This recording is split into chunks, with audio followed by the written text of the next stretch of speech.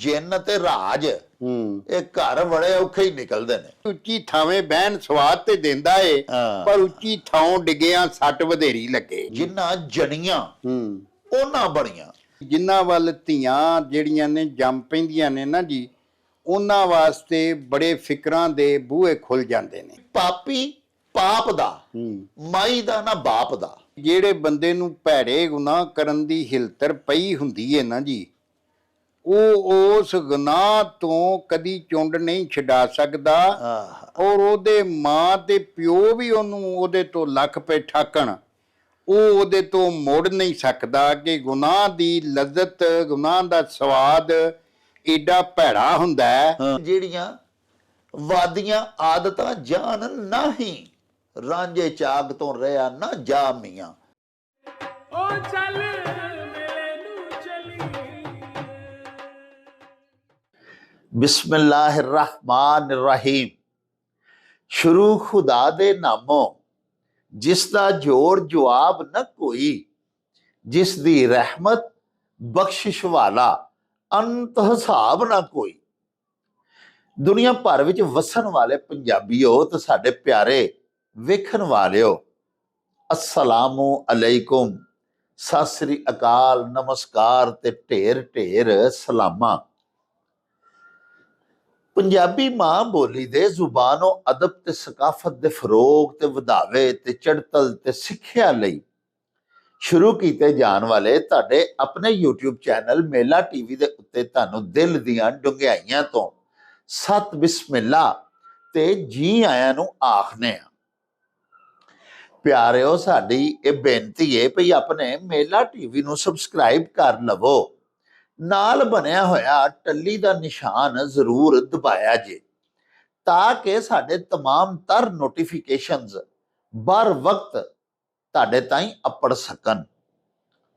प्यारिओ, साडे विलाग्स नू लाइक ते आपस दे विच ते पंजाबी प्यारिआं दे नाल शेयर जरूर करया करो, ते नाले सानू अपने कमेंट्स भी जरूर भिजवाया करो, जेड़े कि साडे लई बड़ी हलाशेरी दा मूजब हुंदे ने। ते नाले प्यारिओ, असी तुहाडे कमेंट्स दे चानने अपनी गलबात नू मजीद निखारन, शिंगारन ते सवारन दा आर ते यतन भी करते रहने। प्यारिओ, अल्लाह पाक सच्चे साहिब रहीम ते करीम ते रहमान रब दी बारगाह दे विचों सानू यकीन है कि ईद उल फितर जिहड़ी है उहनूं तुसां बड़ा इंजॉय किया होएगा, खूब मनाई होएगी। प्यारिओ, यकीनन जिवें अल्लाह पाक ने ते उहदे प्यारे नबी पाक ने दस्सिया भई ईद इस तरह मनाओ कि अपने सारे आले दुआले दे लोकां नूं, माड़िआं नूं, निगदिआं नूं, अपने यारां दोस्तां बेलियां मित्रां नूं भी अपनी ईद दीआं खुशियां दे विच रलाओ।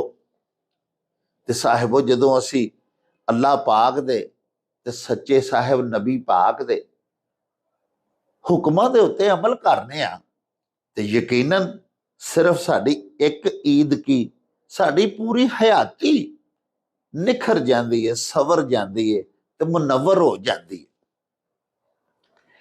प्यारिओ, साडे एक बड़े ही प्यारे बेली ने, साडे मित्र ने, साडे परमानेंट व्यूअर ने। उन्हां दा नाम है सरबजीत सिंह जी। सरबजीत सिंह जी बटाला दा एक गांव है, एक कस्बा है सेखवां। उत्थे गौरमेंट का जिहड़ा हायर सैकेंडरी स्कूल है उहदे विच सीनियर टीचर ने।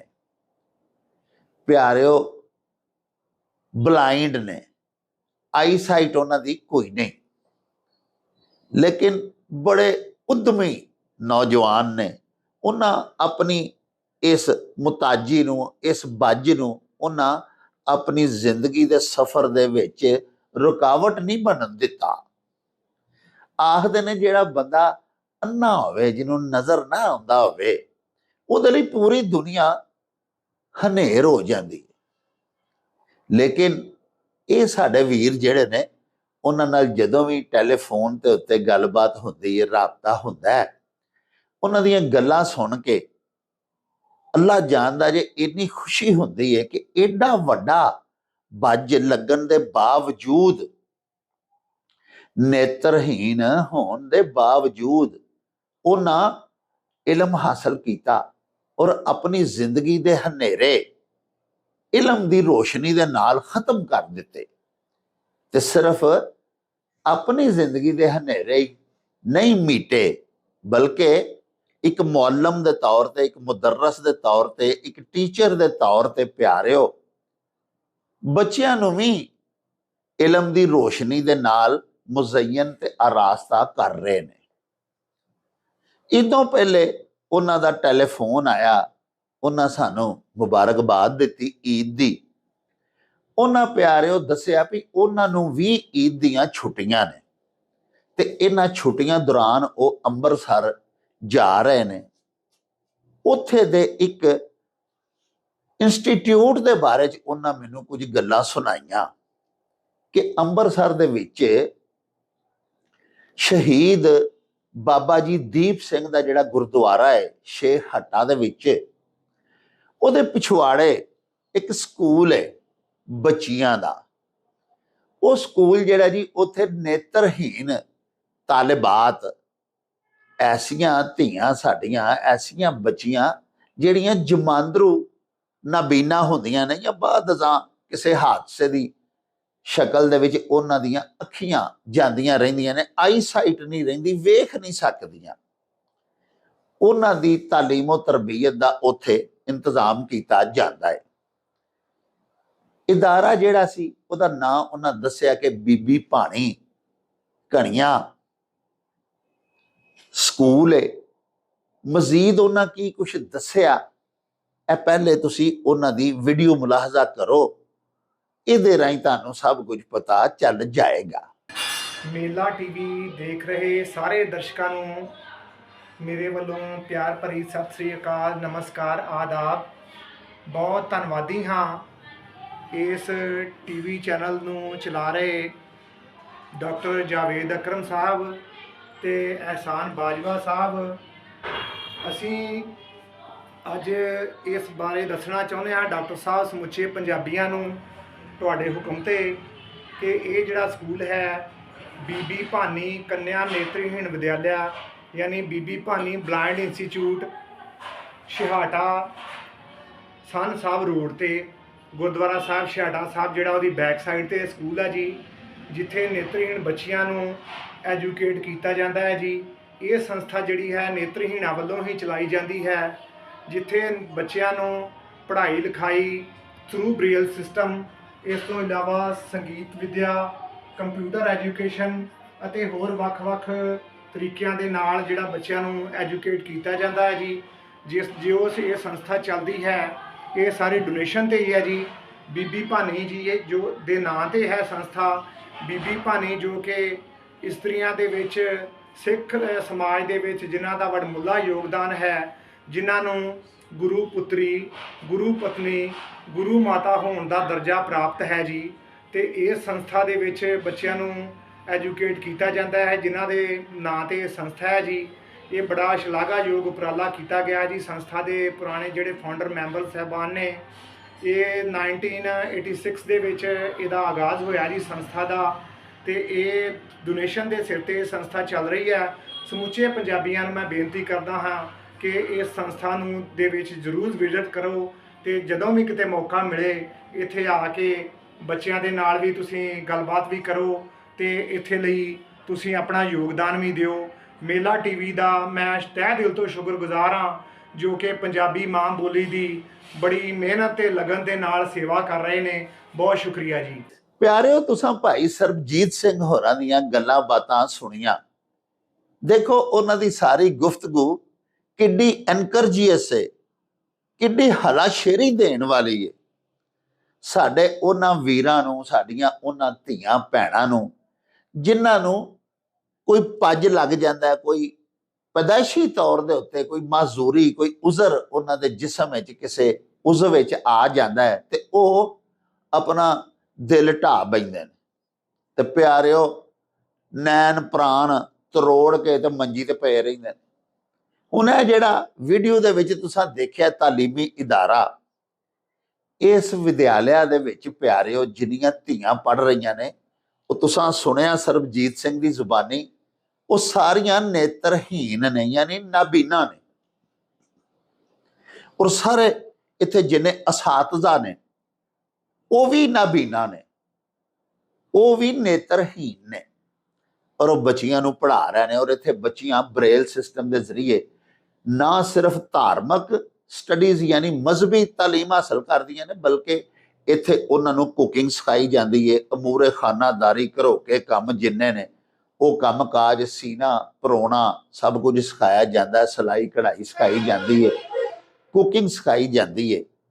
ਇਸ ਦੇ ਨਾਲ ਨਾਲ ਪਿਆਰਿਓ ਇੱਥੇ ਧੀਆਂ ਨੂੰ ਮਿਊਜ਼ਿਕ ਵੀ ਸਿਖਾਇਆ ਜਾਂਦਾ ਹੈ, ਕਿਉਂਕਿ ਸਾਡੇ ਜਿਹੜੇ ਦੋਸਤ ਸਿੱਖ ਨੇ ਉਹਨਾਂ ਦੀ ਇਬਾਦਤ ਦੇ ਵਿੱਚ ਮਿਊਜ਼ਿਕ ਜਿਹੜਾ ਹੈ ਉਹ ਲਾਜ਼ਮੀ ਇੱਕ ਅੰਗ ਹੁੰਦਾ ਹੈ ਔਰ ਸ਼ਾਮਲ ਹੁੰਦਾ ਹੈ।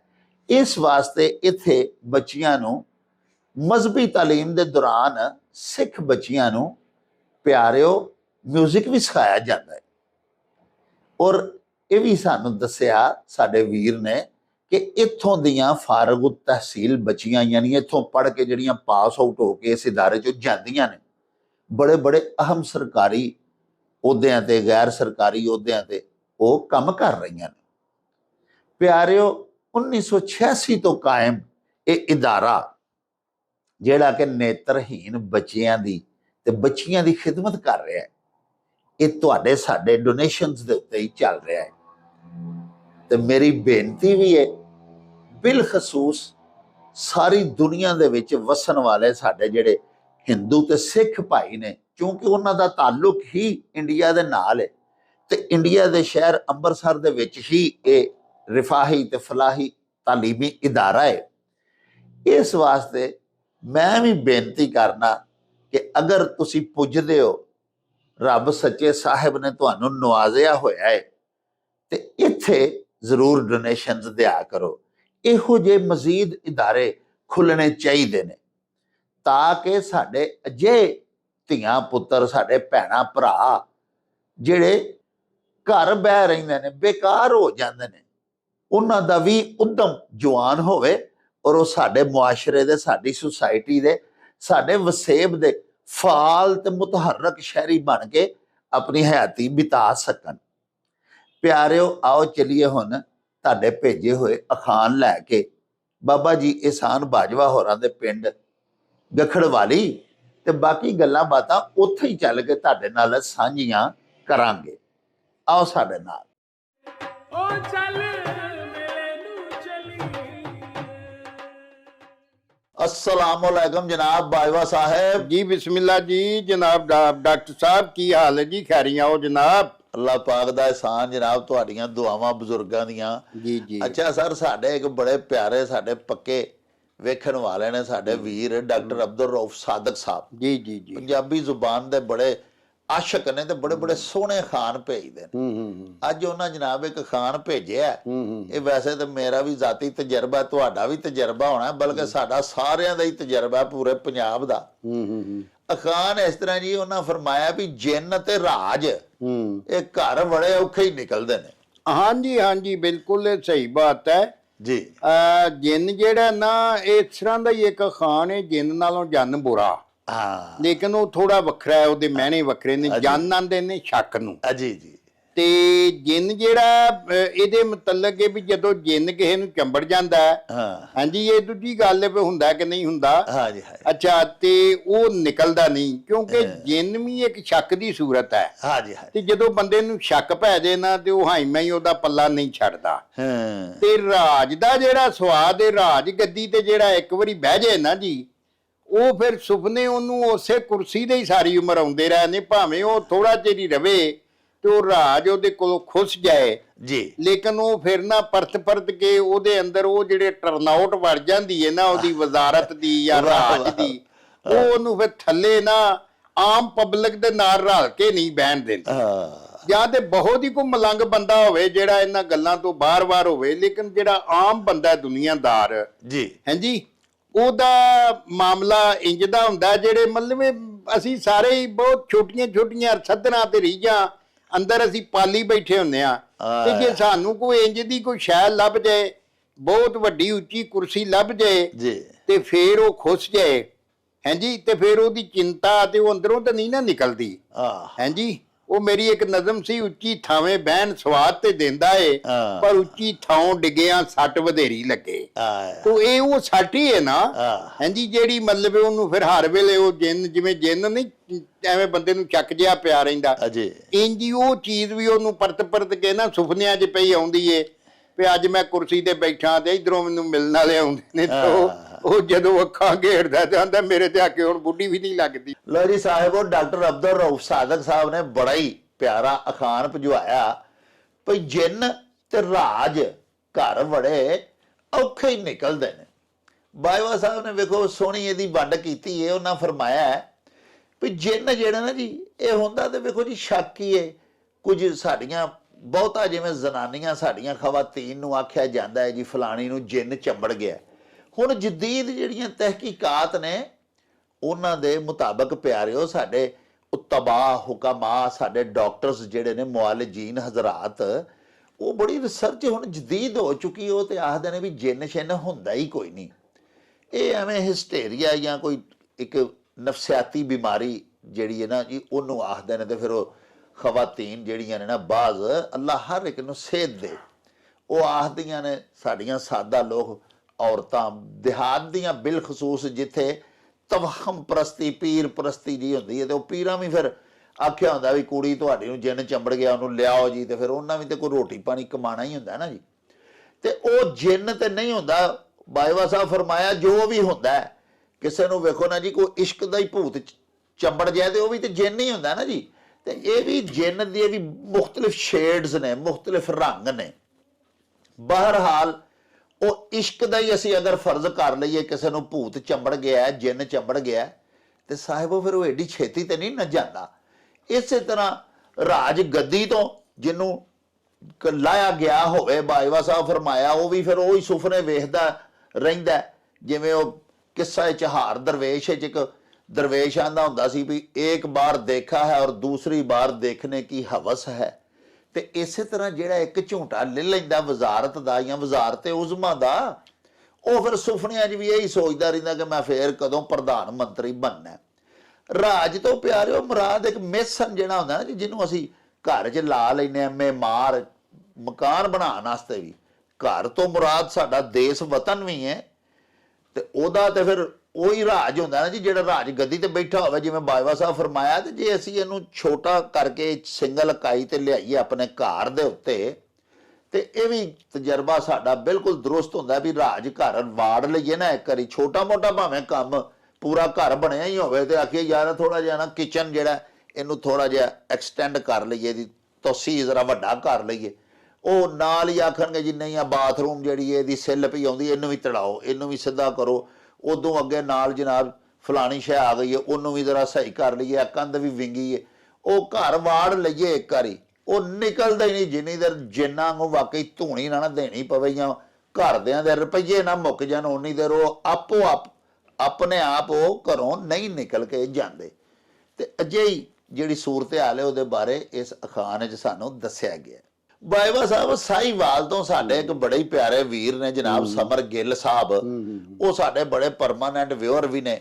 ਉਹਨਾਂ ਬੜਾ ਸੋਹਣਾ ਜਨਾਬ ਅਖਾਣ ਭਜਵਾਇਆ ਵੀ ਜਿੰਨਾ ਜਣੀਆਂ ਉਹਨਾਂ ਬਣੀਆਂ।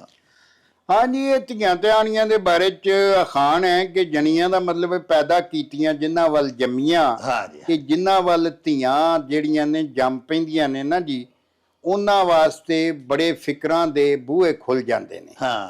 ਤੇ ਬਹੁਤ ਜ਼ਿਆਦਾ ਚਿੰਤਾ ਦੇ ਬੂਹੇ ਖੁੱਲ ਜਾਂਦੇ ਨੇ, ਕਿਉਂਕਿ ਧੀਆਂ ਨੂੰ ਵੇਖੋ ਜੀ, ਲੋਕੀ ਆਂਦੇ ਨੇ ਧੀਆਂ ਸੋਨੇ ਦੀਆਂ ਰੋਟੀਆਂ ਨਹੀਂ ਖਾਂਦੀਆਂ, ਹਾਂਜੀ, ਲੇਕਿਨ ਧੀ ਦਾ ਮਤਲਬ ਜਿਹੜਾ ਧਨ ਹੈ ਨਾ ਜੀ, ਉਹ ਪਰਾਇਆ ਧਨ ਹੁੰਦਾ ਹੈ, ਹਾਂਜੀ। ਤੇ ਉਹਦੀ ਫਿਕਰਮੰਦੀ ਮਾਪਿਆਂ ਨੂੰ ਇਹ ਹੁੰਦੀ ਹੈ ਵੀ ਯਾ ਮਾਲਕਾ ਜਿੱਥੇ ਇਹਨੂੰ ਪਰਨਾਇਆ ਨਾ, ਉੱਥੇ ਦਾ ਵਸੇਬਾ ਚੰਗਾ ਹੋ ਜਾਵੇ, ਹਾਂਜੀ। ਤੇ ਇਹਦਾ ਮਤਲਬ ਇਹਦੇ ਵੱਲੋਂ ਠੰਡੀ ਹਵਾ ਸਾਨੂੰ ਸਾਰੀ ਉਮਰ ਆਉਂਦੀ ਰਵੇ, ਇਹਨੂੰ ਕੋਈ ਤਕਲੀਫ ਦੁੱਖ ਨਾ ਹੋਵੇ। ਦੇਖੋ ਨਾ, ਮੁੰਡੇ ਨੇ ਆਪਣੇ ਨੇ, ਉਹਦੇ 'ਚ ਕੋਈ ਵਾਧਾ ਘਾਟਾ ਵੀ ਹੋਏਗਾ, ਕਿਤੇ ਲੜ ਵੀ ਪਏ, ਕੋਈ ਵਾਧਾ ਘਾਟਾ ਹੋਇਆ, ਧਰੌਲ ਤੱਫਾ ਵੀ ਹੋ ਗਿਆ, ਲੇਕਿਨ ਇਹ ਵੀ ਕਿ ਚਲੋ ਫਿਰ ਉਹ ਘਰ ਰਹਿਣਾ ਹੈ, ਇਹਨੇ ਬਗਾਨੇ ਘਰ ਜਾਣਾ ਧੀ। ਜਾਣਾ, ਵਾਹ ਵਾਹ। ਔਰ ਬਗਾਨੇ ਘਰ ਚ ਅਗਲਿਆਂ ਦੇ ਮਤਲਬ ਅਗਲਿਆਂ ਦੀਆਂ ਆਦਤਾਂ ਦਾ, ਅਗਲਿਆਂ ਦੇ ਬੋਲ ਚਾਲ ਦਾ, ਬੋਲ ਬੁਲਾਰੇ ਦਾ ਵੀ ਨਹੀਂ ਪਤਾ ਹੁੰਦਾ ਹਾਂਜੀ। ਵੀ ਇਹ ਕਿੰਨੇ, ਇਹਨੇ ਕਿਹੜੇ ਮੂੰਹੋਂ ਕੂਣਾ ਹੈ, ਇਹਨੇ ਕਿਹੜੇ ਮੂੰਹੋਂ ਕੂਣਾ ਹੈ, ਹਾਂਜੀ। ਔਰ ਉਹ ਫਿਰ ਧੀਆਂ ਨੂੰ ਇਹ ਅੱਲਾ ਨੇ ਉਹਨਾਂ 'ਚ ਪਾਈ ਹੈ ਮਤਲਬ ਇਹ ਤਾਕਤ ਸ਼ਕਤੀ ਕਿ ਉਹ ਜਾ ਕੇ ਤੇ ਇੱਕ ਅਣਪਛਾਤੇ ਮਾਹੌਲ ਦੇ ਵਿੱਚ, ਅਣਪਛਾਤੇ ਘਰ ਦੇ ਵਿੱਚ ਉਹ ਆਪਣੇ ਆਪ ਨੂੰ ਮਤਲਬ ਹੈ ਕਿ ਉੱਥੇ ਰਹਿਣ ਦੇ ਕਾਬਲ ਔਰ ਉਹਨਾਂ ਲੋਕਾਂ ਦੇ ਵਿੱਚ ਆਪਣੀ ਜਗ੍ਹਾ ਬਣਾ ਲੈਂਦੀਆਂ। ਅੱਲਾਹ ਹਾਂਜੀ। ਵਾਹ ਵਾਹ ਵਾਹ, ਹਾਂਜੀ ਹਾਂਜੀ, ਬਹੁਤ ਅੱਛੀ ਗੱਲ। ਤੇ ਉਹਨਾਂ ਦਾ ਜਿਹੜਾ ਫਿਕਰ ਹੈ ਨਾ ਜੀ ਮਾਪਿਆਂ ਨੂੰ, ਹਾਂਜੀ, ਉਹਨਾਂ ਨੂੰ ਕੋਈ ਨਾ ਕੋਈ, ਜਦੋਂ ਉਹਨਾਂ ਨੂੰ ਕੋਈ ਪਰੇਸ਼ਾਨੀ ਧੀਆਂ ਨੂੰ ਹੋਏਗੀ ਤੇ ਮਾਪਿਆਂ ਨੂੰ ਵੀ ਪਰੇਸ਼ਾਨੀ ਲੱਗ ਜਾਏਗੀ। ਤੇ ਜਿੰਨਾ ਜਣੀਆਂ ਅੱਲਾ ਨਾ ਕਰੇ ਸਾਰਿਆਂ ਦੀਆਂ ਧੀਆਂ ਸੁਖੀ ਰਹਿਣ, ਜੇ ਕਿਸੇ ਦੀ ਧੀ ਦਾ ਕੋਈ ਵਿਗਾੜ ਪੈ ਜਾਏ ਤੇ ਮਸਲਾ ਤੇ ਬੰਦੇ ਮਾਪੇ ਤੇ ਜਿਉਂਦੇ ਮਰ ਜਾਂਦੇ ਨੇ, ਹਾਂਜੀ। ਤੇ ਬੜੇ ਬੜੇ ਇੱਜ਼ਤਦਾਰ ਲੋਕੀ ਵੇਖਿਆ ਕਿ ਉਹ ਮਤਲਬ ਹੈ ਕਿ ਨੀਵੀਆਂ ਧੌਣਾ ਕਰਕੇ ਤੇ ਸਾਹਮਣੇ ਲੋਕਾਂ ਦੇ ਅੱਖਾਂ ਨਹੀਂ ਲੋਕਾਂ ਦੇ ਸਾਹਮਣੇ ਕਰ ਸਕਦੇ। ਜੀ ਜੀ ਬਾਬਾ ਸਾਹਿਬ, ਤੁਸੀਂ ਹੀ ਖਾਨ ਤੁਹਾਡੇ ਕੋਲੋਂ ਹੀ ਸਭ ਪੁੱਛਿਆ ਸੀ, ਜਿੰਨਾ ਖਾਨ ਨਵਾਏ, ਹਾਂਜੀ ਹਾਂਜੀ, ਸਭ ਤੋਂ ਡਾਢੀਆਂ ਜਿੰਨਾ ਖਾਨ ਨਵਾਏ। ਬਿਲਕੁਲ ਇਹੀ ਗੱਲ, ਬੜੇ ਬੜੇ ਵੇਖੋ ਨਾ ਪੱਗ ਬੰਨ ਚੌਧਰੀ ਆਦਮੀ ਧੀਆਂ ਪਿੱਛੇ ਜਾ ਕੇ ਫਿਰ ਕਿਸੇ ਉਹਨਾਂ ਨੂੰ ਵੀ ਸਿਰ ਨੀਵੇਂ ਕਰਨੇ ਪੈ ਜਾਂਦੇ ਨੇ। ਹਾਂਜੀ ਹਾਂਜੀ। ਲੋ ਜੀ ਸਾਹਿਬੋ, ਸਾਡੇ ਵੀਰ ਸਮਰ ਗਿੱਲ ਸਾਹਿਬ ਨੇ ਬੜਾ ਹੀ ਦਿਲ ਸੋਧ ਇੱਕ ਮੈਂ ਤੇ ਆਨਾ ਅਖਾਨ ਭਿਜਵਾਇਆ। ਦਿਲ ਜਿਹੜਾ ਨਾ ਜੀ ਉਹ ਇਹ ਅਖਾਨ ਦਾ ਬਿਆਨ ਕਰਦਿਆਂ ਹੋਇਆਂ ਅੱਲਾ ਸੱਚਾ ਜਾਣਦਾ, ਪੂਰਾ ਇੰਜ ਬੱਚੀਆਂ ਦੀਆਂ, ਧੀਆਂ ਭੈਣਾਂ ਦੀਆਂ ਤਸਵੀਰਾਂ ਸਾਹਮਣੇ ਆ ਜਾਂਦੀਆਂ ਨੇ। ਉੱਤੋਂ ਵੇਖੋ ਨਾ ਈਦ ਏ ਤੇ ਮਾਸ਼ਾਅੱਲਾ ਸਾਰੇ ਤੁਸੀਂ ਵੀ ਸਾਡੇ ਪਿਆਰੇ ਵੇਖਣ ਵਾਲੇ ਜਿੰਨੇ ਹੋ ਹੁਣ ਤਿਆਰੀਆਂ ਕਰ ਰਹੇ ਹੋਣੇ ਹੋ। ਅੱਜ ਕੱਲ ਅਸੀਂ ਦੇਸ਼ ਪੰਜਾਬ ਦੇ ਲੋਕ ਈਦੋਂ ਪਹਿਲੇ ਜਾ ਕੇ ਆਪਣੀਆਂ ਧੀਆਂ ਧਿਆਣੀਆਂ ਨੂੰ ਈਦ ਦਿੰਦੇ ਆ, ਹਾਂਜੀ। ਤੇ ਧੀਆਂ ਭਾਵੇਂ ਕਿੱਡੇ ਵੱਡੇ ਅਮੀਰ ਘਰ ਵਿਆਹੀਆਂ ਕਿਉਂ ਨਾ ਹੋਣ, ਉਹਨਾਂ ਨੂੰ ਢੀਕ ਹੁੰਦੀ ਏ ਕਿ ਅੱਜ ਮੇਰੇ ਮਾਪਿਆਂ ਵੱਲੋਂ ਜਾਂ ਮੇਰਾ ਵੀਰ ਆਵੇਗਾ, ਈਦ ਦੇਣ ਆਵੇਗਾ। ਉਹ ਕੋ ਭੁੱਖੀਆਂ ਨਹੀਂ ਹੁੰਦੀਆਂ ਪੇਕੇ ਘਰ ਦੀ ਈਦ ਦੀ, ਲੇਕਿਨ ਇੱਕ ਤਾਂਗ ਜ਼ਰੂਰ ਉਹਨਾਂ ਨੂੰ ਹੁੰਦੀ ਏ। ਪਿਆਰਿਓ, ਬਣੀਆਂ ਤੋਂ ਮੁਰਾਦ ਇਹ ਜਿੰਨਾ ਜਣੀਆਂ ਉਹਨਾਂ ਬਣੀਆਂ। ਅਸੀਂ ਆਖਦੇ ਹਾਂ ਵੀ ਕੀ ਤੇਰੇ ਸਿਰ ਬਣੀ ਹੈ, ਯਾਨੀ ਕਿਸੇ ਮੁਸੀਬਤ ਜਾਂ ਔਖਤ ਦੇ ਵਿੱਚ ਪੈ ਜਾਣਾ, ਕੋਈ ਮੁਸ਼ਕਲ ਦਰਪੇਸ਼ ਹੋ ਜਾਣਾ, ਜਿਹੜਾ ਨਾ ਜੀ ਇਹ ਪੰਜਾਬੀ 'ਚ ਆਖਦੇ ਨੇ ਬਣੀ ਹੈ ਬਈ, ਫਲਾਣੇ ਦੇ ਸਿਰ ਅੱਜ ਕੱਲ੍ਹ ਬਣੀ ਹੈ। ਤੇ ਜਿੰਨਾ ਜਣੀਆਂ ਉਹਨਾਂ ਬਣੀਆਂ ਤੋਂ ਇਹ ਮੁਰਾਦ ਨਹੀਂ ਵੀ ਜਿਹੜੀ ਕੁੜੀ ਜੰਮ ਲੈਂਦੇ ਨੇ ਜਾਂ ਜਿਨ੍ਹਾਂ ਦੇ ਘਰ ਰੱਬ ਧੀ ਦੇ ਦਿੰਦਾ ਉਹ ਕਿਸੇ ਸਿਆਪੇ ਜਾਂ ਮੁਸੀਬਤ 'ਚ ਪੈ ਜਾਂਦੇ ਨੇ, ਇਹ ਗੱਲ ਨਹੀਂ। ਸਾਡੇ ਸਾਹਿਬ, ਸਾਡੇ ਸੱਚੇ ਨਬੀ ਪਾਕ ਦੇ ਫਰਮਾਉਂਦੇ ਨੇ ਕਿ ਧੀ ਜਿਹੜੀ ਹੈ ਰਹਿਮਤ ਹੈ ਅੱਲਾ ਪਾਕ ਦੀ। ਔਰ ਜਿਨ੍ਹਾਂ 3 ਧੀਆਂ ਪੈਦਾ ਜਿਨ੍ਹਾਂ ਦੇ ਘਰ ਹੋਈਆਂ, ਉਹਦੀ ਸੋਹਣੀ ਤਰਬੀਅਤ ਕੀਤੀ, ਉਹਨਾਂ ਨੂੰ ਵਿਆਹਿਆ, ਸੱਚੇ ਸਾਹਿਬ ਫਰਮਾਇਆ ਕਿ ਕਿਆਮਤ ਵਾਲੇ ਦਿਹਾੜੇ ਇੰਜ 2 ਉਂਗਲਾਂ ਕਰਕੇ ਨਬੀ ਪਾਕ ਦੱਸਿਆ ਵੀ ਮੇਰੇ ਨਾਲ ਇਸ ਤਰ੍ਹਾਂ ਹੋਵੇਗਾ ਜੰਨਤ ਦੇ ਵਿੱਚ। 3 ਬੱਚੀਆਂ ਦਾ ਬਾਪ ਜਿਹਨੇ 3 ਧੀਆਂ ਪੈਦਾ ਕਰਕੇ ਤੇ ਫਿਰ ਵਿਆਹੀਆਂ, ਅੱਛੀ ਤਰਬੀਅਤ ਦੇ ਕੇ। ਬਣੀਆਂ ਤੋਂ ਸਿਰਫ ਇਹੀ ਮੁਰਾਦ ਹੈ, ਜਿਵੇਂ ਅਸੀਂ ਪਹਿਲੇ ਇੱਕ ਦਿਨ ਖਾਨ ਕੀਤਾ ਸੀ ਵੀ ਆਪਣੀ ਚੀਜ਼ ਦੀ ਰਾਖੀ ਕਰੋ ਤੇ ਚੋਰ ਕਿਸੇ ਨੂੰ ਆਖੋ ਨਾ।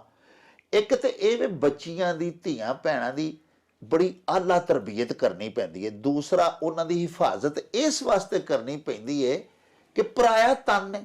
ਵੇਖੋ ਨਾ, ਜਿਹੜੀ ਸ਼ੈ ਕਿਸੇ ਨੂੰ ਜੋ ਦੇਣੀ ਹੈ ਤੇ ਉਹ ਅਗਲਾ ਵੀ ਠੋਕ ਵਜਾ ਕੇ ਵੇਖਣ ਵਾਲੇ ਵੀ ਹੁੰਦੇ ਨੇ, ਤੇ ਫਿਰ ਪਿਆਰਿਓ ਉਹਨੂੰ ਹਰ ਪਾਸਿਓਂ ਜਿਹੜਾ ਨਾ ਉਹਦੀ ਹਿਫਾਜ਼ਤ ਕਰਨੀ ਪੈਂਦੀ ਹੈ।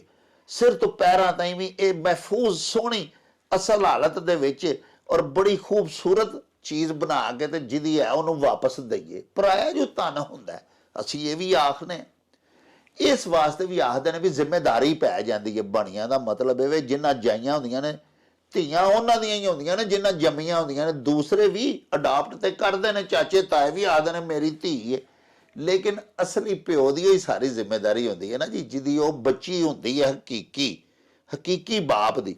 ਉਹਨੂੰ ਫਿਰ ਚੂੰਕ ਨਿੱਕੇ ਹੁੰਦਿਆਂ ਤੋਂ ਹੀ, ਮੈਨੂੰ ਵੀ ਯਾਦ ਹੈ ਸਾਡੀ ਇੱਕ ਭੈਣ ਸੀ, ਲੇਕਿਨ ਸਾਡੀ ਵਾਲਦਾ ਨੇ ਅੱਲਾ ਉਹਨਾਂ ਨੂੰ ਗਰੀਕੇ ਰਹਿਮਤ ਕਰੇ, ਨਿੱਕੀ ਨਿੱਕੀ ਕੋਈ ਸ਼ਾਇਦ ਧੀ ਵਾਸਤੇ ਵੀ ਰੱਖ ਛੱਡਣੀ ਵੀ ਕੱਲ ਨੂੰ ਧੀ ਵੱਡੀ ਹੋਏਗੀ ਤੇ ਇਹਦੇ ਕੰਮ ਆਏਗੀ।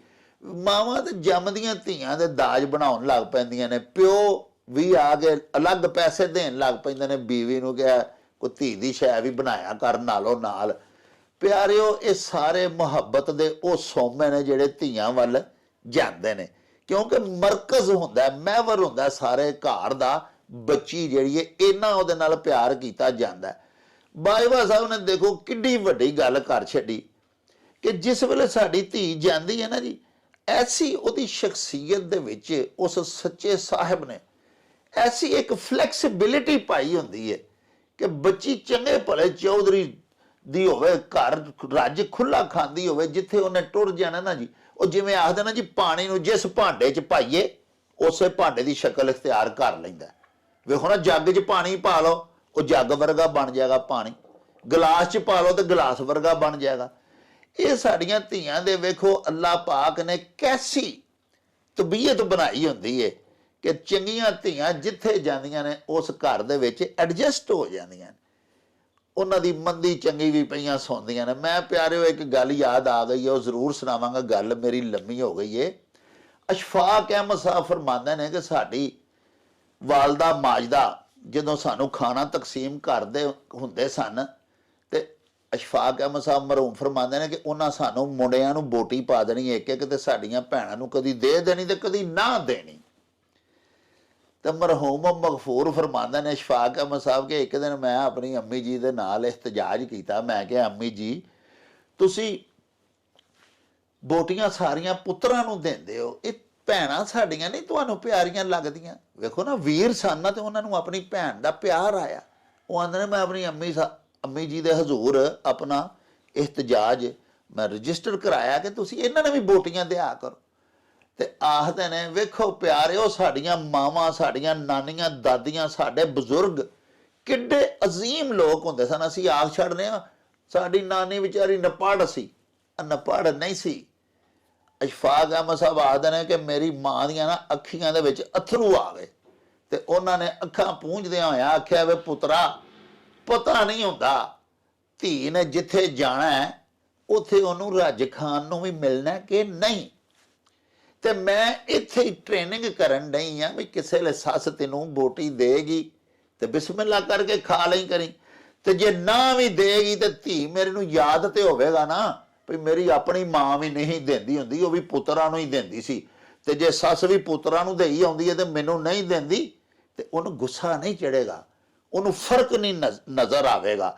ਵੇਖੋ ਸਾਡੀਆਂ ਭੋਲੀਆਂ ਮਾਵਾਂ ਭੋਲੇ ਭਾਅ ਦੇ ਵਿੱਚ ਕਿੰਨਾ ਧੀਆਂ ਦਾ ਉਹਨਾਂ ਦੀ ਤਰਬੀਅਤ ਕਰਦੀਆਂ ਸਨ, ਉਹਨਾਂ ਦੀ ਸਿਖਲਾਈ ਕਰਦੀਆਂ ਸਨ, ਤੇ ਉਹ ਬੱਚੀਆਂ ਫਿਰ ਜਾ ਕੇ ਕਿਸ ਤਰ੍ਹਾਂ ਆਪਣੇ ਘਰਾਂ ਦੇ ਵਿੱਚ ਘਰ ਨੂੰ ਜੰਨਤ ਬਣਾ ਦਿੰਦੀਆਂ ਸਨ ਤੇ ਖੁਸ਼ਗਵਾਰ ਤਰੀਕੇ ਦੇ ਨਾਲ ਸਾਰਿਆਂ ਦੇ ਨਾਲ ਭੁਗਤਦੀਆਂ ਸਨ। ਨਨਾਨਾ, ਦਿਓਰ, ਜੇਠ, ਸੱਸ, ਸਹੁਰਾ ਆਇਆ ਗਿਆ ਵੀ।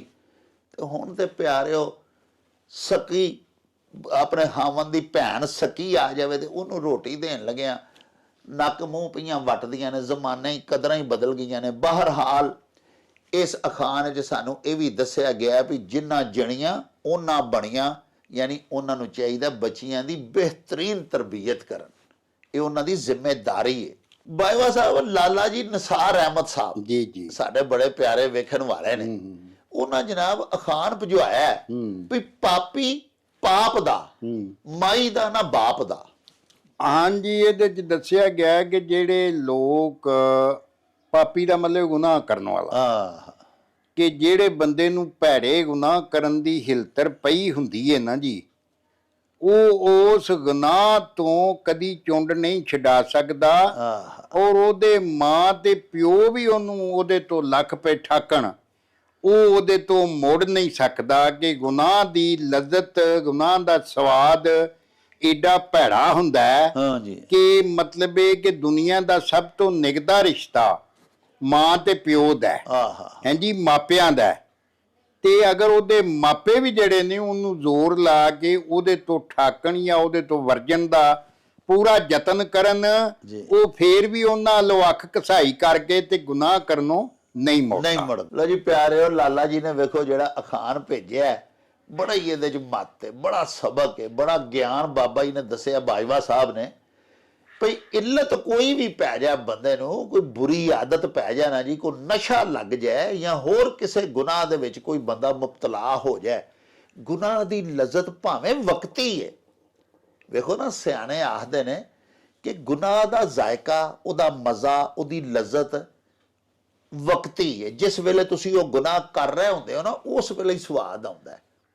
ਲੇਕਿਨ ਪਿਆਰਿਓ, ਨੇਕੀ ਦਾ ਜਿਹੜਾ ਜ਼ਾਇਕਾ, ਜਿਹੜਾ ਸਵਾਦ, ਜਿਹੜਾ ਮਜ਼ਾ ਹੈ ਨਾ ਜੀ, ਉਹ ਸਾਰੀ ਜ਼ਿੰਦਗੀ ਤੁਹਾਨੂੰ ਆਉਂਦਾ, ਮਰਨ ਤੱਕ ਆਉਂਦਾ ਰਹਿੰਦਾ।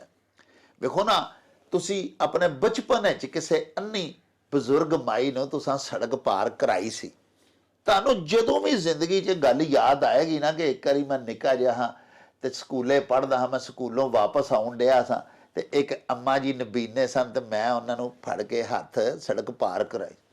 ਤੁਹਾਡੀ ਆਪਣੀ ਉਮਰ ਭਾਵੇਂ 75 ਸਾਲ ਦੀ ਹੋਵੇ, ਤੁਹਾਨੂੰ ਮਜ਼ਾ ਆਵੇਗਾ, ਸਵਾਦ ਆਵੇਗਾ, ਤੁਹਾਨੂੰ ਇੱਕ ਰੂਹਾਨੀ ਸਕੂਨ, ਇੱਕ ਸਪਿਰਿਚੁਅਲ ਇੰਜੋਇਮੈਂਟ ਮਿਲੇਗੀ ਪਿਆਰਿਓ ਕਿ ਤੁਸੀਂ ਇੱਕ ਨੇਕੀ ਕੀਤੀ ਸੀ। ਹਾਂ, ਬੁਰਾਈ ਤੁਸੀਂ ਬਚਪਨ 'ਚ ਵੀ ਕੀਤੀ ਹੋਵੇਗੀ ਨਾ, ਨੌਜਵਾਨੀ ਦੇ ਆਲਮ ਵਿੱਚ ਤੁਸੀਂ ਕੋਈ ਗਲਤ ਕੰਮ ਕੀਤਾ, ਸਾਰੀ ਜ਼ਿੰਦਗੀ ਫਿਰ ਉਹ ਯਾਦ ਆਉਂਦਾ ਰਹਿੰਦਾ ਨਾ, ਤੇ ਬੰਦਾ ਪਛਤਾਉਂਦਾ ਹੈ, ਨਾਦਬ ਹੁੰਦਾ ਹੈ, ਸ਼ਰਮਿੰਦਾ ਹੁੰਦਾ ਹੈ।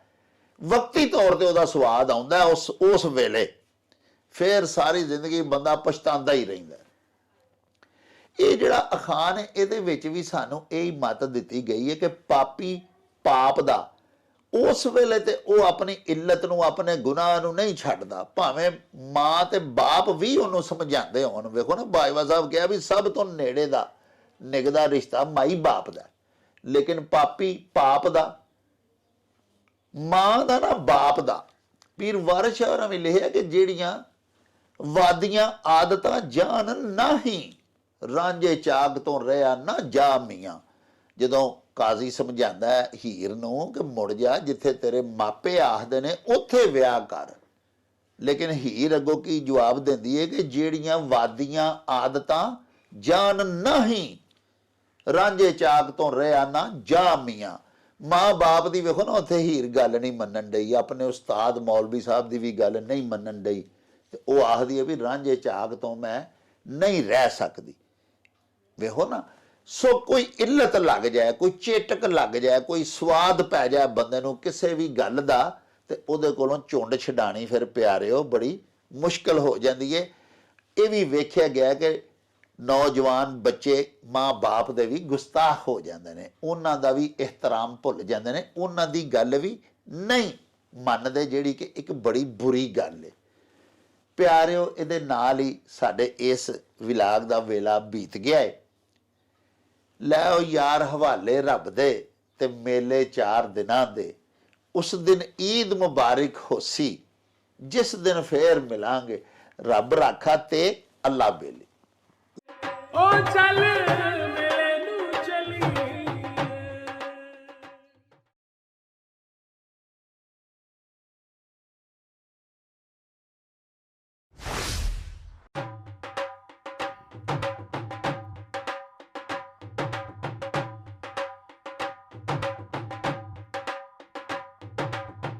ਰੌਣਕ ਹੋ ਜਾਊ ਛੱਟ ਵੇ, ਚੱਲ ਮੇਲੇ ਨੂੰ ਚਲੀਏ। ਓ ਰੌਣਕ ਹੋ ਜਾਊ ਛੱਟ ਵੇ, ਚੱਲ ਮੇਲੇ ਨੂੰ ਚਲੀਏ। ਮੱਲਾ ਕੱਢ ਕੁੜਦੇ ਦੇ ਵੱਟ ਵੇ, ਚੱਲ ਮੇਲੇ ਨੂੰ ਚਲੀਏ। ਹਾਏ ਚੱਲ